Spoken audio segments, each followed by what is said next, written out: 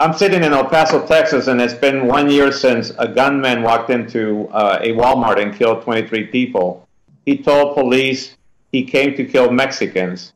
This is the largest attack on Latinos in modern history. You've accused President Trump of bearing responsibility for the rise in hate crimes.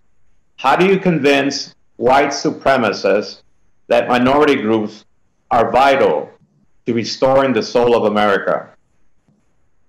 I don't convince white supremacists. They're not going to be convinced.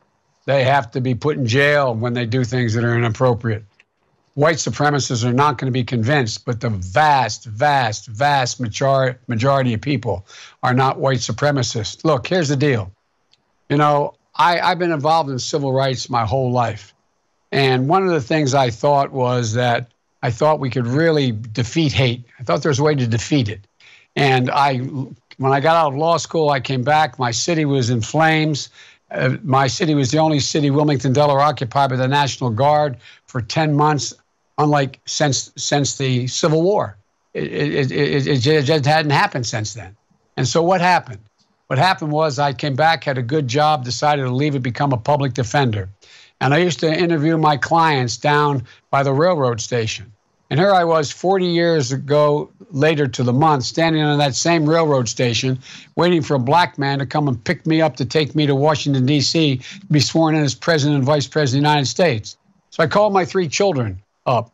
My son was the Attorney General of the state of Delaware. My other son was the head of the World Food Program USA. And my daughter's a social worker dealing with criminal justice. And so I said, don't tell me things can't change. Look. I looked over the east side and I said that was all barren and burned to the ground. Now it's moving and so on. And so I thought you could defeat hate.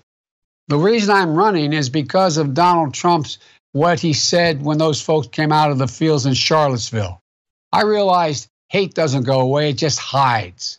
And when a president breathes oxygen under the rocks, he pulls them out, he legitimizes them.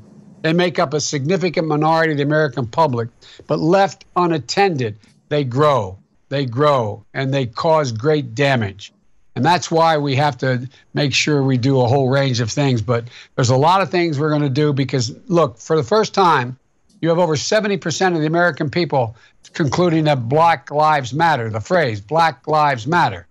You have almost as many whites marching with blacks to say, let's end this systemic racism in America. I think the country's ready. They're ready because they know we can make significant progress, and they know the reason why they've been safe from COVID is because of the Latino and black communities have been doing all the hard work. You got thousands of DACA students out there doing the mainline work and making sure the people are safe. You have all kinds of folks, the woman making sure she's stacking the grocery shelves to make sure we have food to eat. The farm worker you talked about, ma'am, who is making sure we have the food to get in the table. They figured it out. And we have a confluence of 3 things that have happened that are going to give us an enormous opportunity to change the dynamic in America. 1, the COVID pandemic. 2, the gigantic unemployment. 3, the systemic racism that is so exposed.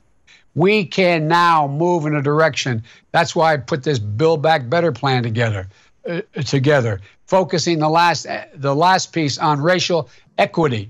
We can do this. The country's ready. They know we must.